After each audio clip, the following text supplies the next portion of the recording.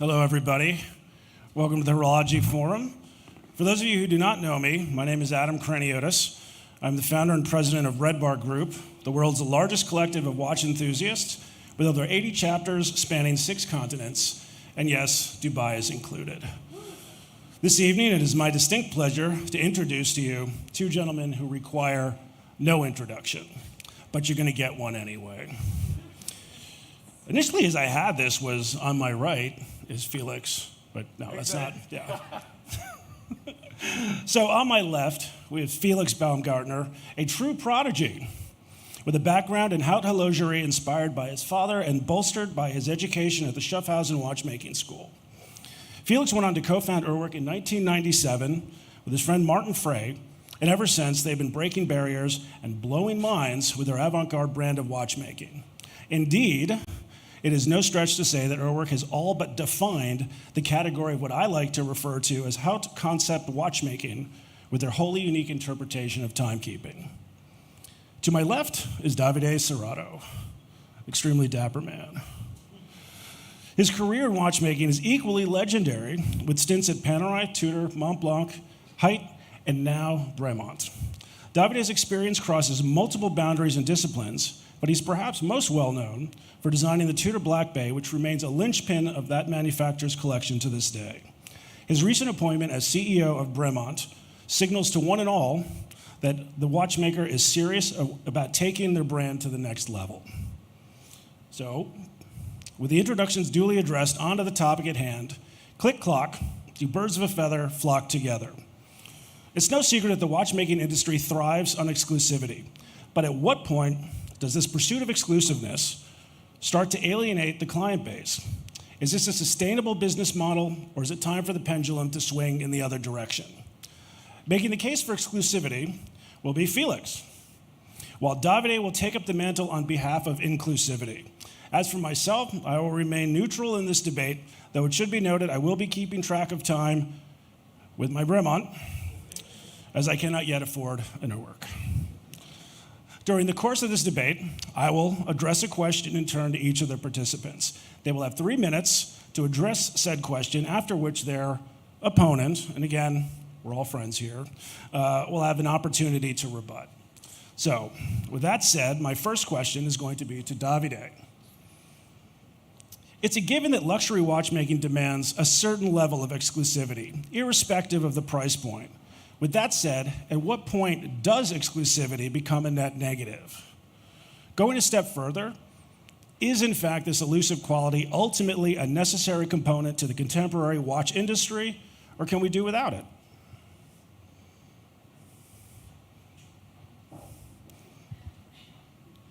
Good. Welcome to everybody. I think that the question is very much more linked to value in a wider conception, and price and pricing is just one of the components of value. And exclusivity is very much linked to price, but also the position that you want to give to your brand. So, for example, Urwerk is meant to be an exclusive brand for a limited number of people, and is in its DNA. So Bremont is a brand position into what I call the premium segment, which in a way is the entry segment into mechanical watchmaking, and inclusivity is really part of our DNA. All right. Well, it makes perfect sense to me, but does this make perfect sense to you? What makes sense to me? Thank you for that question, to that start. For me, what makes sense is to bring watchmaking further, a step further, to build on creating watchmaking today with the possibilities of today. And I think this creates the real value in watchmaking, because if you go in an industrial level, somehow producing traditional watchmaking. What is traditional watchmaking? Actually, at the time, watchmaking was done by human beings, by manual machines, and actually these created the aesthetics and the complications of traditional watchmaking.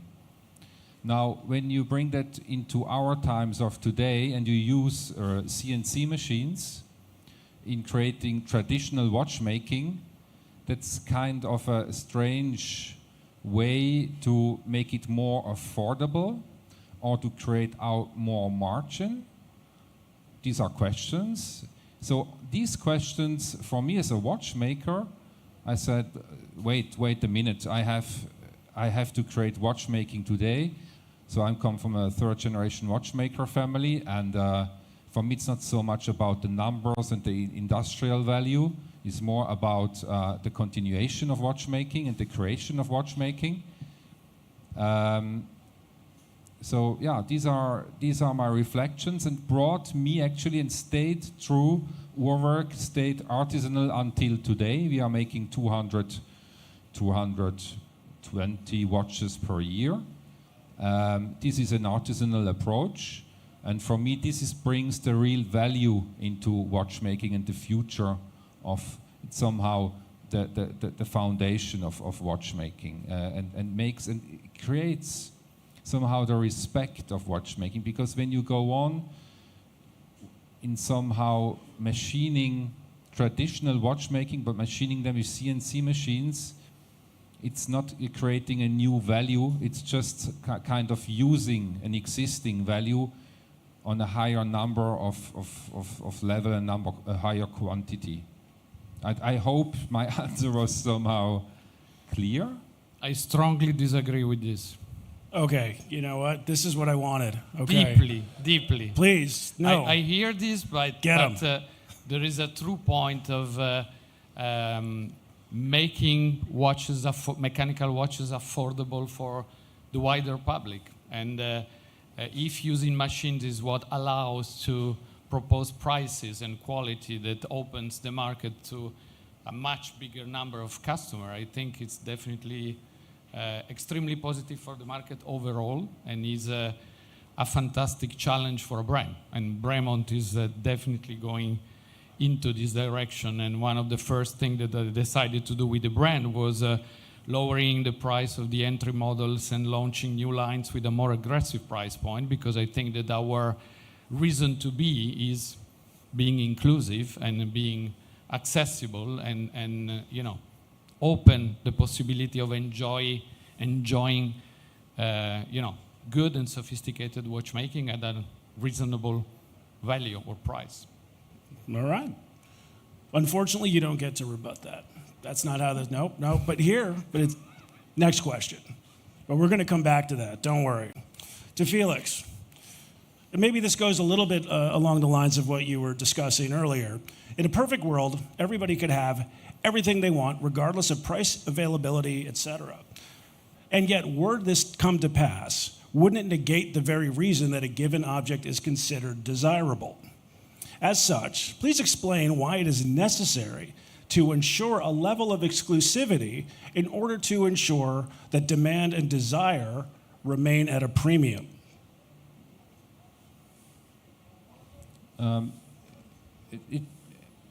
You know, that's we are not working like that. We are not functioning like that at Uhrwerk. We are just actually a brand creating our dream somehow with the possibilities and the materials, the technical possibilities we have today. And it's very artisanal. So for us, the industrial aspect is not at all interesting. And we are not so much calculating, okay, how many pieces that there is still a vacuum and demand and price and what is the price. Actually, we have our work. Somehow we addition our time spent on engineering, on fabricating, and somehow delivering our watches to the clients. So that's an addition, a simple addition of an artisanal approach of watchmaking. And for me, you know, I grew up with a father still restoring clocks today, and this is how somehow watchmaking, clockmaking was born with creators, ateliers, not commercializing, not companies actually, like individuals. And I think this is what I want to carry on today. So we stayed at 10, 20 people, and that gives 200, 220 watches per year, and that creates that rarity. But we are not thinking of to keep that rarity. It's just how it comes. You know, we are not so much thought through there. On the commercial side, actually, it's we have much more demand as we can produce. This is our luck, but that's not the first motivation. The first motivation is as I said, it's really to continuation watchmaking, creative watchmaking today on the top level.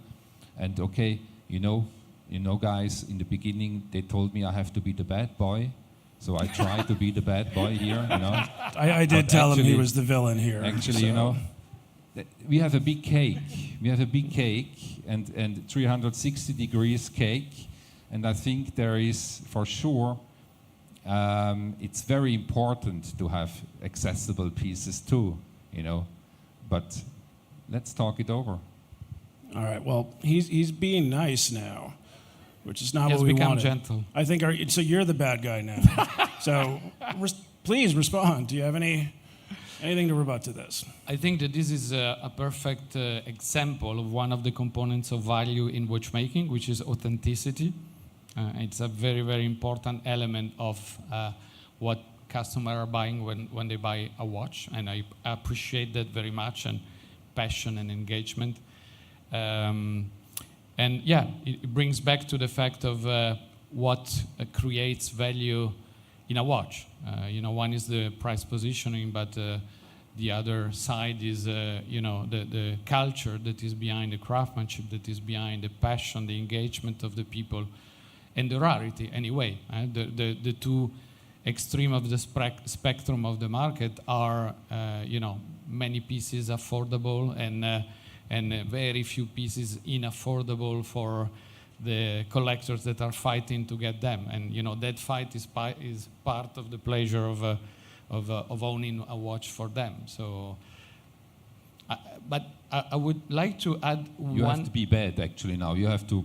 No, that's the provocating, you know.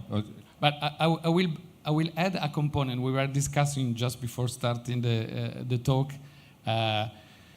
There is also another component to affordability or inclusivity of the market, which is we are now speaking about you know, brands, and we are speaking about new watches. But one of the components of the market is CPO, and I think CPO, one of the reason to be of that is that it creates a kind of opportunity for first comers or for you know, just customers that love watches but have a lower budget to get into a serious mechanical watch, and then you know, learn more about that, and then your journey as a customer grows. And I was saying to make the bad guy again that perhaps the bubble about CPO and crazy prices, where finally second-hand watches are costing more than the retail, or many times the retail, and that at the same time you cannot find the new watches because they are limited and not available. Altogether, probably is you know, worsening the situation for a newcomer that all of a sudden, wow, he was used to get with a deal, and now the deal is not possible, and now the real watch is not available, and it becomes really bad for all of us. Well, actually, this ties into my next question, which is for you. Fine. Fine. Brands like Rolex and Audemars Piguet have been accused of artificially constraining the availability of popular models, ostensibly to boost demand. Never mind that it seems clear there are sufficient buyers with cash in hand to ensure that should they increase production, every watch they made would find a buyer. If, hypothetically speaking, this were true, why is this practice potentially damaging to the reputations, and what are the overall repercussions to the industry with respect to collector sentiment? Well, that's for you. Do you want to start with the bad one? Yes. Okay. It's a blade. It's a super skinny blade that you work on. You know, till when you're, you know, rare and difficult to chase enough to keep people excited, but then giving them the opportunity to access what they're chasing, or where you flip on the dark side of the force.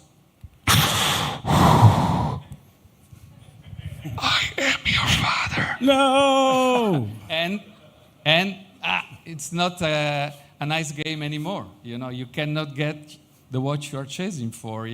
It's just energy lost, and all of a sudden it becomes very detrimental for the brand itself and for the market and for the watch collectors, because the game is not hiding watches, the game is delivering watches. So very, very skinny, dangerous blade, I think. All right, so you do not recommend that. And what are your thoughts on this?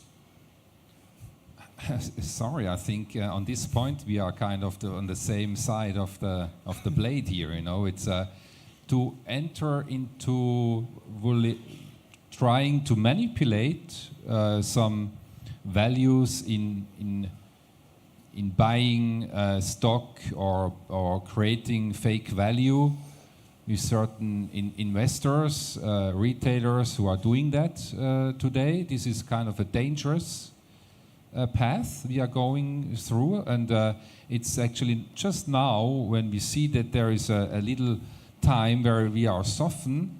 The demand is kind of the high volume brands actually is softened strongly at the moment, and so the pre-owned values are softened on Chrono 24 on these sites we know. And so actually there's a real test at the moment, and we will see a very dangerous, and I won't really think about what could happen when it goes wrong with certain investors not taking out their money and their investment they made in the last 2-3 years. I'm talking about really big groups of big money into buying some of the independent watchmakers or the brands you mentioned. It's a play of the big players somehow. Fair enough. Any rebuttal, or are you good? What do you think? Let's make it inclusive, really inclusive. Anyone have an opinion on this? We're not quite ready for the Q&A session, but he's really eager for somebody to respond there. We'll tell you what, let's save that for later. And Felix, in previous generations, a wristwatch was seen as a necessity and not an affectation. Under those circumstances, it was certainly easier to make the case for inclusivity. However, in today's modern world, a watch is no longer mandatory, as we are in essence surrounded by time, be it on our computers, in our cars, on our phones. In light of this, shouldn't it make sense that a watch should now be viewed in the same light as jewelry, extensions of our personal style that telegraph taste and status? If this is the case, then exclusivity is part of their definition, right? Right. So my grandfather worked at IWC in the 50s and 60s.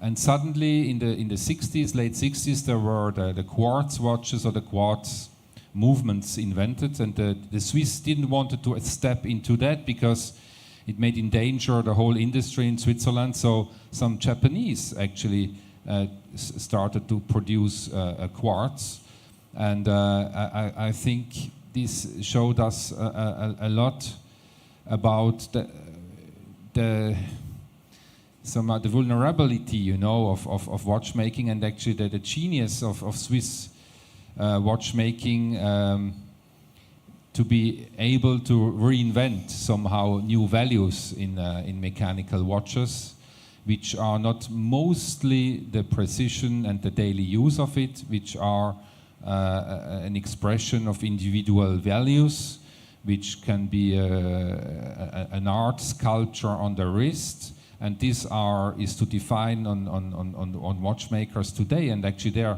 now the variety is enormous, and I think it's a great time. We are living here.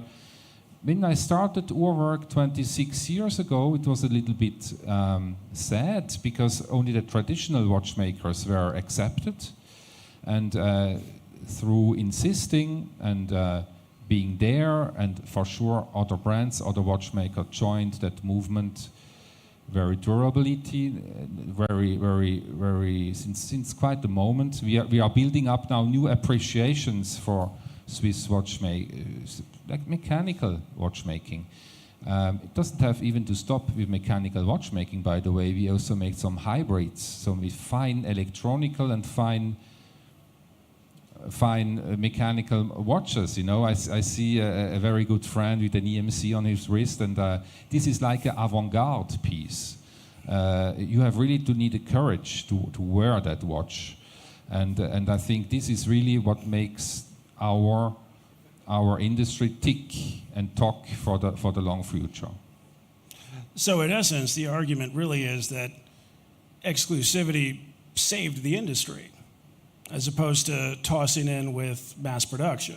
I bring it, exclusivity is for me also the innovation side, the courage you have to go a path over 2 to 5 years of investment of research without knowing that you have a public which is absolutely needing it. We're making art, we are making mechanical art. So this kind of research is important, I think, yes. Okay, and? With immense respect for what Felix is doing and our work is doing, and all the other independents, they do super high-end. I think that believing that affordable brands are, in a way, easy, they're doing an easy job because of the use of machines, I think is a total misconception. The reason why I love very much what I call the premium segment, and the reason why I love now taking the challenge of Bremont and really pushing it further, is that reality is that when you do a watch, what a customer expects is exactly the same thing. It's not because a watch costs 2,500 that it needs to be shitty, to use a technical word.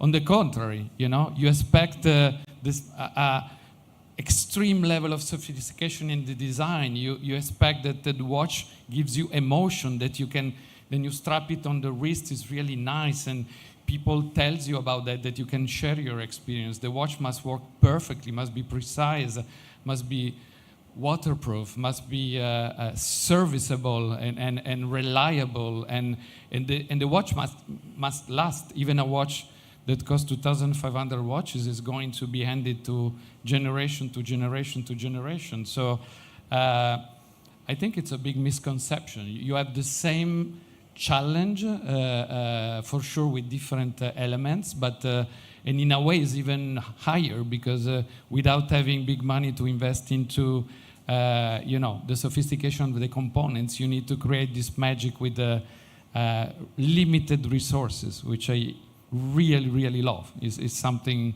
unique, and in terms of design is a fantastic challenge. Is a little bit, the beauty of minimalism in a way. You spoke about the Japanese. Your ikebana to a branch and a strange flower, and the thing is most beautiful than a painting. So, yeah. Higher, I don't agree. It's a different challenge.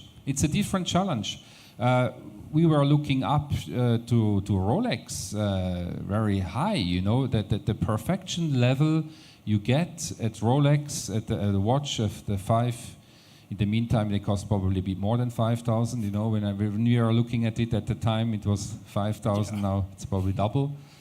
But you get a lot of watch for the price you pay at Rolex, and it's for sure a different watchmaking, because they have enormous tooling, so investment into machining them. But the machining in a series is not easy. I totally agree on that. And to keep a quality on that side is a total different animal than to make artisanal autolatry. It's really like an extreme, but for sure it's a different. All right. Well, in light of that, next question is for you, sir. Is there a one-size-fits-all solution to this issue? Should there be? Given the wide disparity between the size, output, and price points between a legion of brands and manufacturers that comprise this industry, is this wishful thinking? Or do they have a responsibility to both current and future collectors to do their best to cater to each and every one equally? The second one? Oh, you. No, that's why I come back to the topic of value that is not only linked to pricing, but is linked to experience, that is linked to craftsmanship, that is linked to tradition, that is linked also, we don't speak so much about that, but mastery of design and beauty and proportions, and you know how you make something that can stand the test of time and can be still beautiful in 20, 30, 50 years and can go through the different trends and the short-term obsolescence of the commerce. I think it's are all components. It will be very interesting to share, you know, what are the elements that you believe are parts of, you know, make a watch such a special point. And just to go against what you read just before, that was about, what was it about? I forgot. Would you like me to reread? Would I? No, it's okay. But it's really about value over time, and is about you know, being able of going through the test of time, and in a way being timeless. You know, this is a beautiful challenge. How you do something that remains relevant over decades, over you know, 50 years later, for generation that, you know. I myself, and I think there are many people around my age in the room, we are in between digital and still analogical, but now the kids on the block are, you know, they were born in a totally digital, you know, how do you remain relevant where you have such a cultural difference and experience and knowledge and environment around you? It's incredible. That's why it's a beautiful thing. Yeah, the point was about the fact that because you can have the time everywhere, the watch is irrelevant. This is a total joke. It's like, for mobility, you have many time of go around, but when you drive a Ferrari, you have a big smile, and it's not because you can go with a drone that you drop the Ferrari. So it's a lot. It's what, you know, luxury objects are, and is about the emotion, the excitement, the experience, the fun that you can have. But fun, by the way, that Felix delivers every day to a lot of customers. No, and I get you on the point of a 2,500 watch is probably a more luxury watch for someone who really has to earn his money every day, working hours every day. For him, 2,500 is more luxury than for someone paying 10 times, 100 times more, which has a fortune, an easy fortune, let's say. So it's relative. It's a relative question. And then still, though, exclusivity is part and parcel with that. For this individual to look at their wrist and say, hey, I bought this, you know, with my hard-earned money, and not everybody else has one. And I know, actually, also from my past, that people who spend 5,000 who have to work over several months or months of time to get that money, they are looking very, very closely and deeply into the details of that watch, because they had to work probably longer than the one who spends much more. And each also is looking into different values in his watch. So it becomes very, very fine and tricky, actually. Yeah. Well, I will say... He shifted on the dark side. Well, look, this is an incredibly difficult topic. While I've done my best to try to make it binary, either or, I think we can see that there's a little bit of both on each side. We have reached the halfway point here, which means that it's time to open up to questions. I would like to say, too, that the questions you have can be directed towards the topic at hand or just towards the individual gentleman up here. It's a rather unique opportunity to have these people with us tonight. All right. Who is the arbiter of the microphone? Is there one? I'm more than happy to offer my microphone. Oh, there he goes. All right, we're putting him to work. He's very inclusive. He wants to give you his microphone. So, thank you. Appreciate it. My question is for both of you gentlemen. If you could, with access to sufficient resources, would you be okay with taking the decision to double or quadruple your production output from what it is today? And what do you think that would do to the perception of luxury and exclusivity of your products?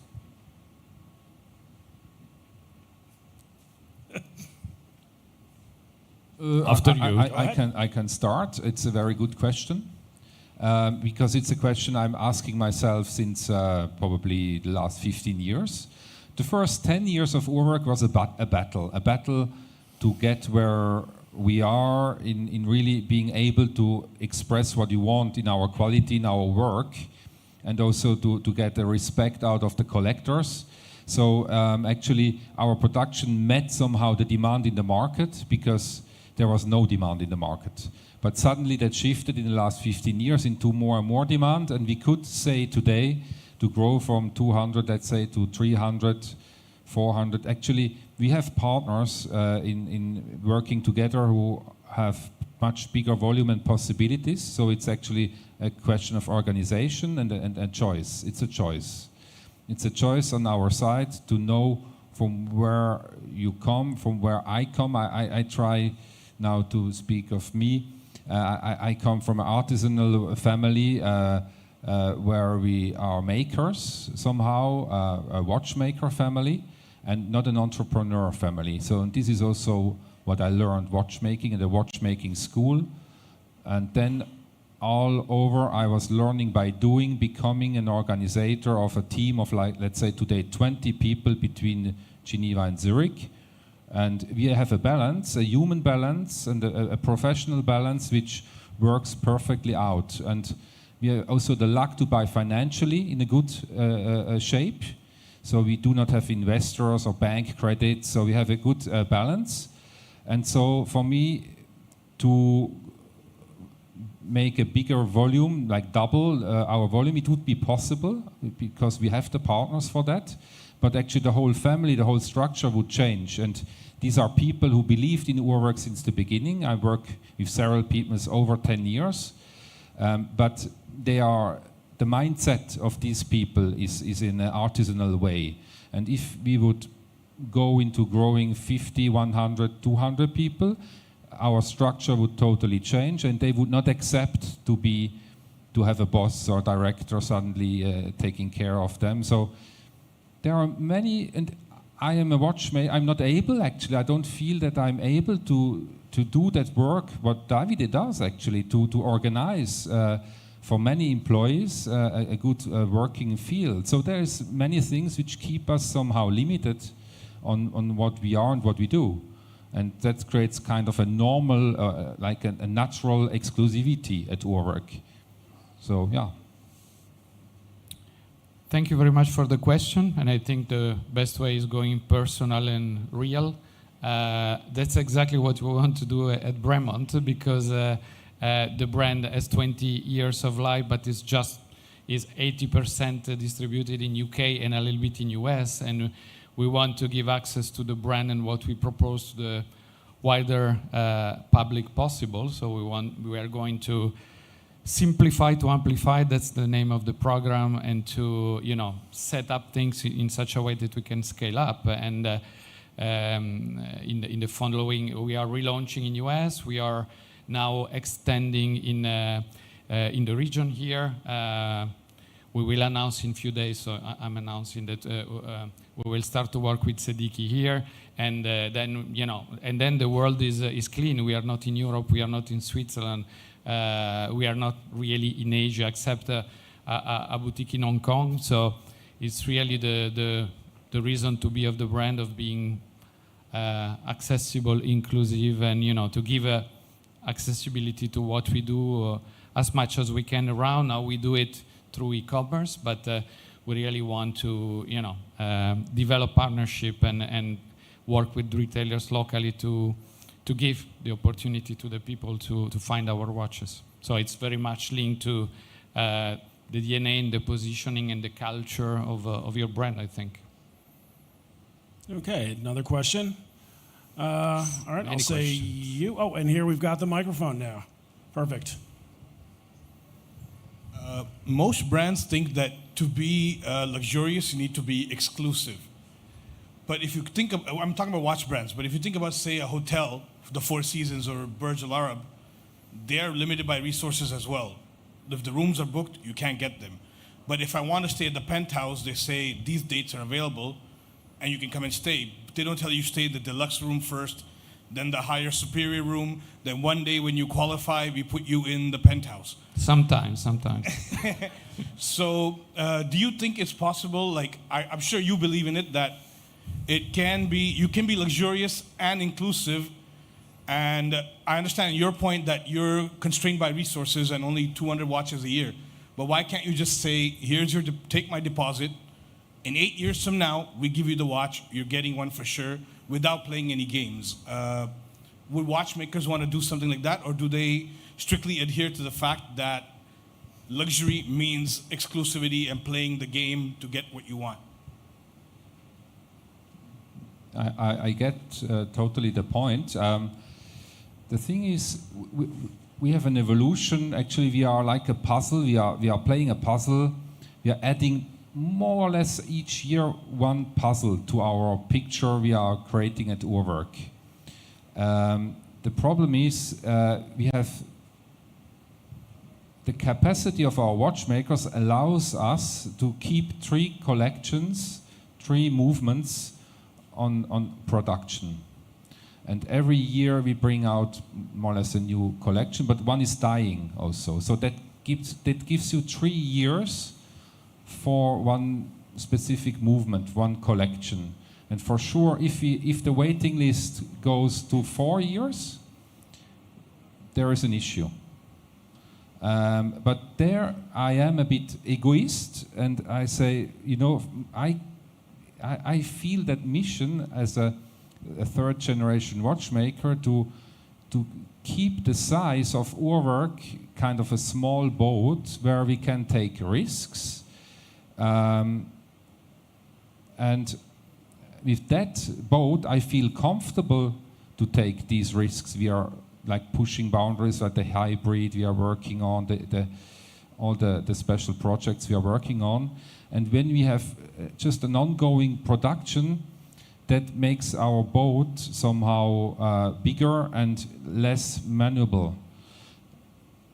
So I am a bit egoistic on that side. So we just have to keep a fitness in our company.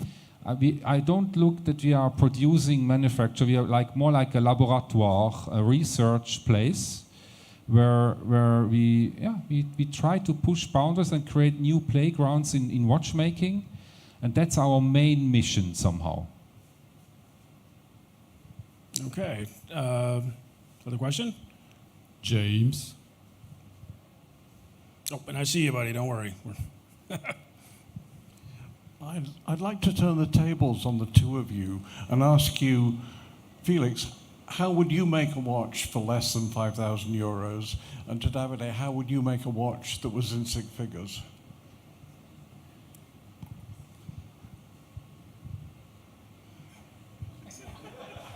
Yeah. I'll stand back.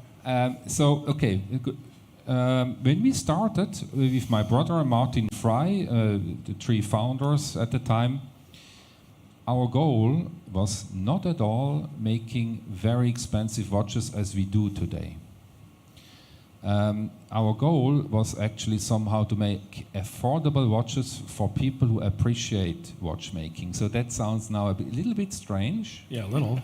Slightly. I'm hearing this for the first time too. That was our first intention, because we thought, okay, all these watches, all these Rolexes with 2-3 hands, and we have to bring out actually new contemporary watchmaking today, and for people as I am, who are working to get their money. So, or like hours working to get my salary, and where 5,000 is a big amount. So we understood, so that our 101 and 102 in the beginning actually had a public price of 8,800 Swiss francs, which is kind of close of 5,000. But we did it in a very artisanal way with manual machines at the time. And actually the cost price of making them were close to 8,800 watches. And then we met some partners during AHCI, we exhibited, and the retailers came. And we said, okay, now this is the watch. We were really happy because there was some interest, even in the very beginning. But then we learned actually there's a margin for the retailer we have to calculate in it. So suddenly actually it went up to 10,000, but then still the margin was too slow, so it was too low, so we had to go to 12,000. And so actually finally we understood we are actually artisanal people who do that with manual machines. In a very in our atelier, just the two of us, my brother and myself, and it was just absolutely impossible to make them at that price point. And then, when we understood that, we tried. Okay, now we have to adapt the prices to survive. And then we came up with the 103, a much more complicated piece, three-dimensional time telling. And that was really like a complicated watch at the time. And then it was suddenly 50,000 Swiss francs. We learned that we need to calculate the margin also of the retailer. And this is when we started to survive somehow, to work and to be able to function in an artisanal way. So to make a 5,000 franc Swiss franc watch, you need volume. You need volume. And we do not have that possibility to make volume, so it's not possible. So would you consider buying in movements from somebody else? So, you know, even then. Who let him in here? Even then, it's not working. When you do 200 watches, with the research we do in aesthetics, in our complications, it would not work. We cannot do it. It's really a volume problem. Davide, how would you do the big one? I would but I did very expensive watches because for HYT I developed a tourbillon, a central conical tourbillon that is sold for 270,000, and it was a lot of fun. But I would turn this into a question for you. Max Pousser with the MBNF made this kind of bold or unusual move to, after years of very expensive watches and a very clear price positioning, to do a watch super affordable. Can a brand could get out a little bit of the mold? Can a brand offer at the same time watches for 2,500 and watches for 100,000? Would you buy that brand? And which one would you buy? The less expensive or the most expensive?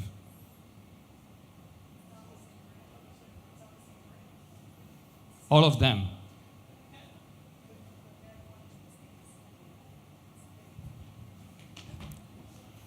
It's not the same brand. That's what we're saying. You're saying. Sorry to take over your question here, James, but after your performance last night, I don't feel so badly. Go ahead. Okay, so it's not the same brand.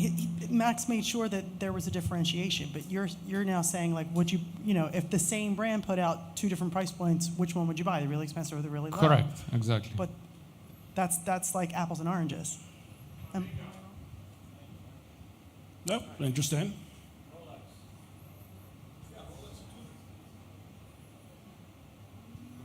Tudor does very expensive watches? Yeah.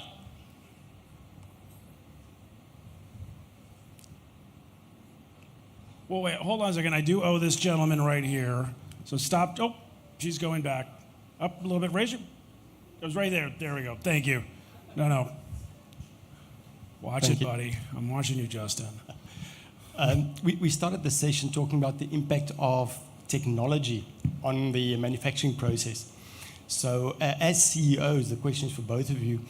Do you have any view on the emerging technology of artificial intelligence and how that's going to impact the watch industry? This is a Urwerk question. Urwerk-esque question. Thank you. I like that theme. So we have now since 2-3 years, probably every 1-2 months, a copy popping up out of Urwerk, like our satellite, our complication, aesthetics.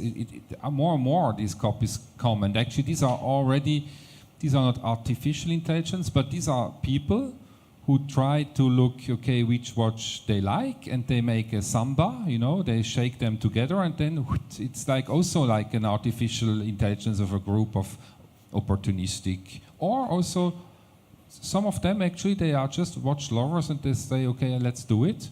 And actually for us, it's the best compliment. But we are not using ourselves for the moment, not at all. It's for me not useful for what we do, because we try to push boundaries and invent things, and artificial intelligence is always based on existing things. Abraham Louis Breguet, with La Pendule Sympathique, made somehow in the world history the first intelligence between two machines. He had a mechanical precision clock, actually transmitting its energy and his precision and the time keeping to a pocket watch. So it was regulating and also time setting the best versions of that. So you had two machines controlling each other. And so I think this take on artificial intelligence was always for me the biggest watchmaker's achievement in the history. And we did it on an atomic clock with a mechanical wristwatch. That was a crazy project over 11 years. But this is really art.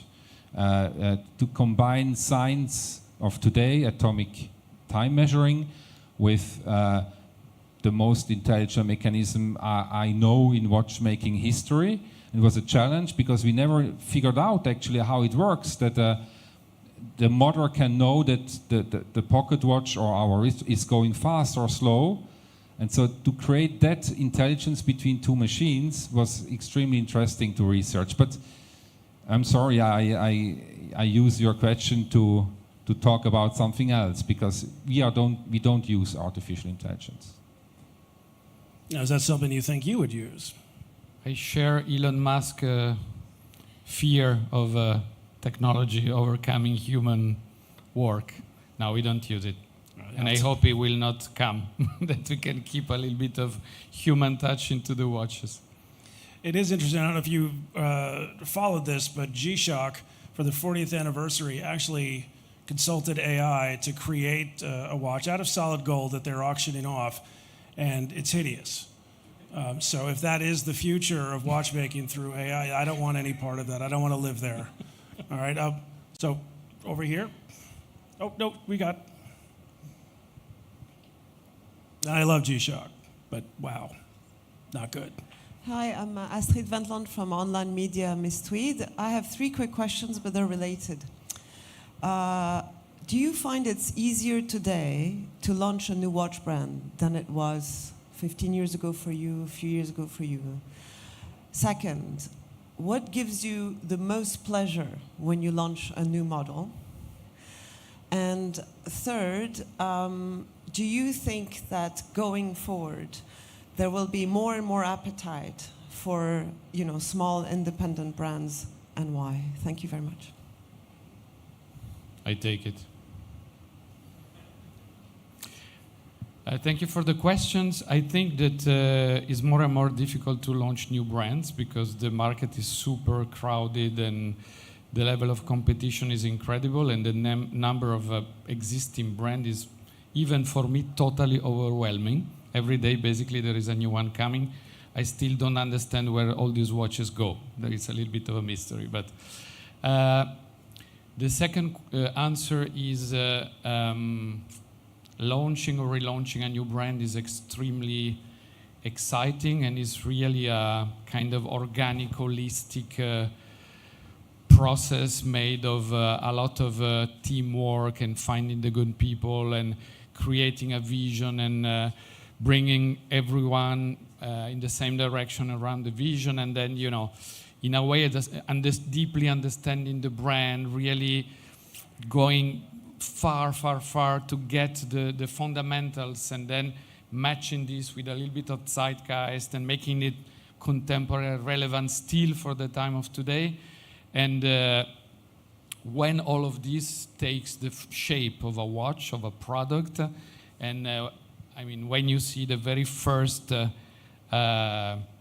prototype, the real one in the metal, you know, how we say, and it is a beautiful moment. And when you reveal it and you see the reaction of people, so actually we are going to do it in Watches and Wonders.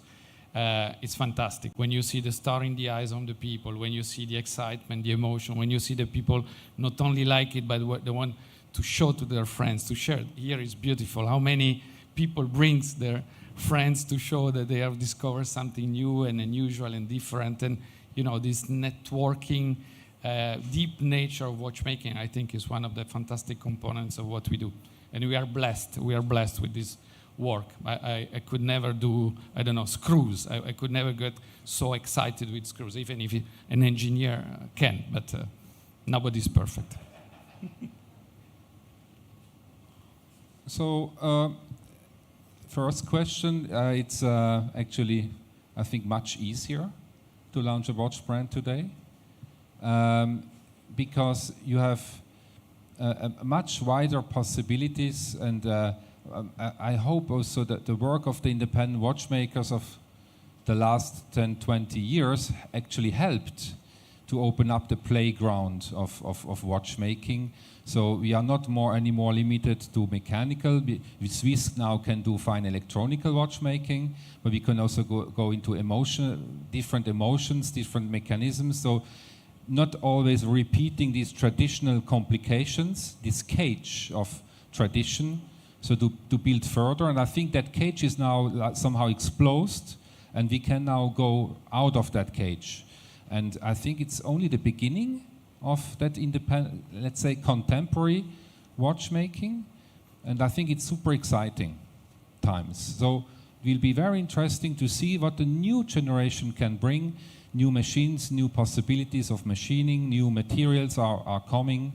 So it will be only super exciting. When I came to watchmaking, when I finished when I was 20 years old in 97, my hands were tied up somehow in a kind of old man traditional super what you can do, what you can't do, blah blah blah culture.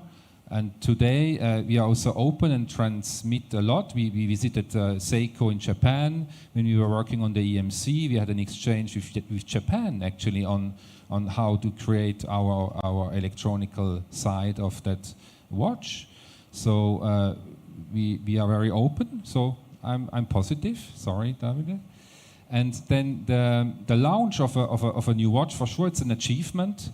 When we get today a new idea with Martin Frey, the co-founder of Urwerk, it takes us minimum two, normally 3 years until we get really to the moment where the watch is ready.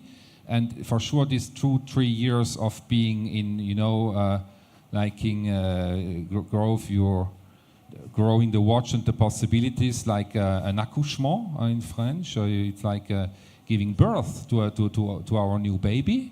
Somehow it's a big moment. It's an important moment and a big pleasure, always important to us. It's the only baby we can give birth to, as men, So it's really important. So at the third point, I haven't really. The third point was. A watch brand, and on that, do you think, what is the advice you'd give somebody who's launching a watch brand today? So it's easier to launch, and it's What advice? Let's say I want to. That's it. I don't want to be a journalist anymore. Tomorrow I'm going to launch a new watch brand. What would you tell me? without any thinking on numbers or marketing or whatever, just do what you believe in. And if you have a vision, and if this vision is somehow based of something of watchmaking, you already, before some bigger brand says, before breaking the rule, you have to know the rules. Is right from time to time. So now in our team, I'm the guy who knows the rules. Martin Fry actually doesn't, because he comes from another field. So the two of us, we can somehow, we are very complete on that side. So just go for it, and do it, and I think there will be many, many really interesting things coming. Okay, we have time for one more question, I believe. Justin, I owed you. So, but she's going to give it to him anyway. We don't need to hear from you. Ask me later. Sorry, No. Justin. Ask your question later. Don't apologize to him. I'm not. It's all I'm not good. apologizing. I'm not sorry at all, Justin. Actually, my question is for Davide, the well-dressed gentleman over there, the Italian. Not to say that Adam, you're not well-dressed. You're a fellow American, and I love your Not flip-flops. well- Have you seen the sandals? You're a G. I like it. Davide, do you think that well, Urwerk is a different story because it's very low production. But do you think that in terms of like higher production brands, do you think that it's possible that during all the hype and the craziness, they ended up just ignoring their core audience, their base customers, the collectors, the people that will buy watches when the economy goes down, which naturally it will, and people who would enjoy a Rolex Daytona as much as a G-Shock, for example.